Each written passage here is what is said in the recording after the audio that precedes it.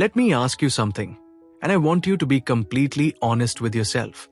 Do you feel drained after spending time with the person you love? Do you walk on eggshells around them? Do you find yourself constantly apologizing for things that were not even your fault? If you nodded even once, this video is for you. Because here is the truth that most relationship advice channels will never tell you. Love is never supposed to hurt this much. Today, we are breaking down 7 psychological signs that your relationship may be toxic. And sign number 4 is the one most people completely miss because it is disguised as love. Stay till the end because the last sign could change everything for you. Welcome back to Psychology on Love, the channel where we decode the science behind relationships so you can love smarter, heal deeper, and build something real. If you are new here, hit that subscribe button right now. Every week we bring you psychology-backed insights that your therapist would be proud of. Now let us get into it. Sign number 1. You feel worse about yourself after every argument. Here is a question. After a fight with your partner, do you feel understood and heard? Or do you feel stupid, small, and like everything was somehow your fault? In healthy relationships, arguments bring people closer. In toxic ones, they leave you questioning your own sanity.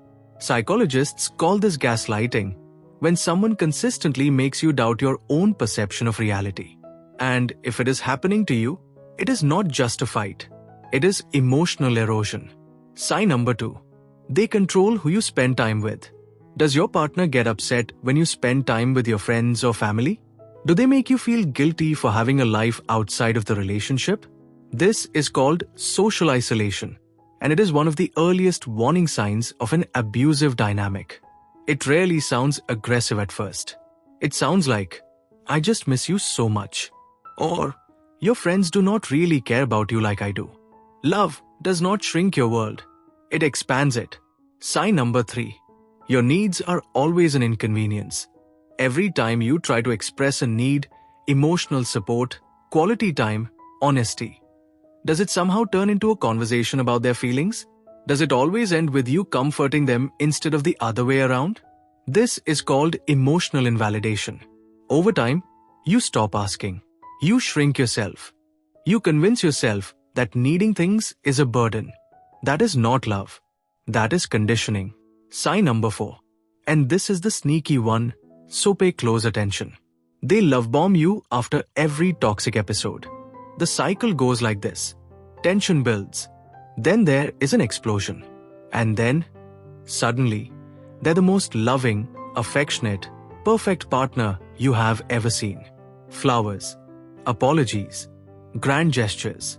And you think, see, this is the real them. This is called the cycle of abuse. And the honeymoon phase that follows each toxic episode is not a sign that they have changed. It is a neurological trap. Your brain releases dopamine during reconciliation, the same chemical involved in addiction. You are not weak for falling for it. You are human. But now you know. Sign number 5. You are always apologizing, even when you did nothing wrong. Think about how many times in the last week you said sorry. Now think about how many of those were actually your fault. In toxic relationships, one person becomes the permanent apologizer, taking responsibility for the other person's moods, reactions, and behavior.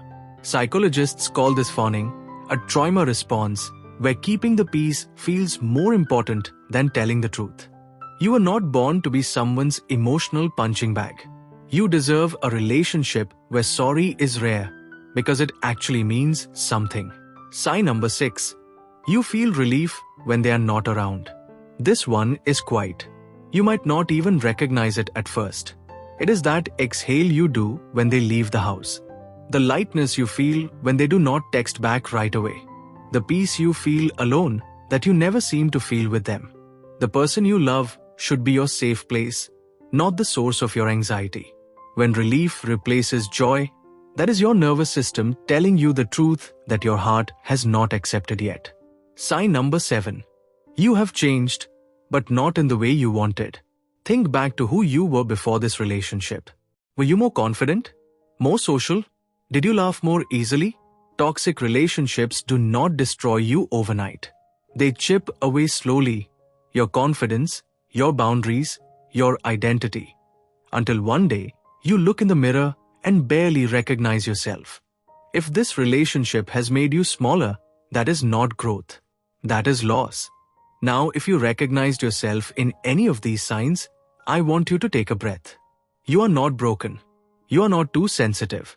You are not asking for too much. Recognizing a toxic pattern is not the end of your story. It is the beginning of a different one.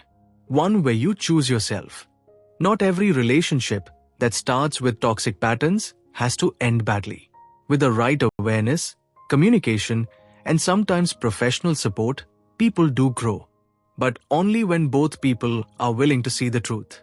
The first step is always the hardest. Admitting what is real. And you just took it. If this video made you think, made you feel seen, or made you want to share it with someone who needs it, please do. You might just change someone's life today. Drop a comment below with just a number. Which sign hit closest to home? You do not have to share details. Just a number. We read every single one. And if you are not subscribed yet, what are you waiting for? Psychology on Love drops new videos every week on exactly this. The raw, real psychology behind love, toxic patterns, healing, and everything in between. Hit subscribe, hit the bell, and join a community of people who are choosing to love with their eyes wide open. The next video is already waiting for you. And trust me, you are going to want to see it. Until next time, remember this. You do not fix yourself by loving someone harder. You heal by learning to love yourself first. Take care of your heart. I will see you in the next one.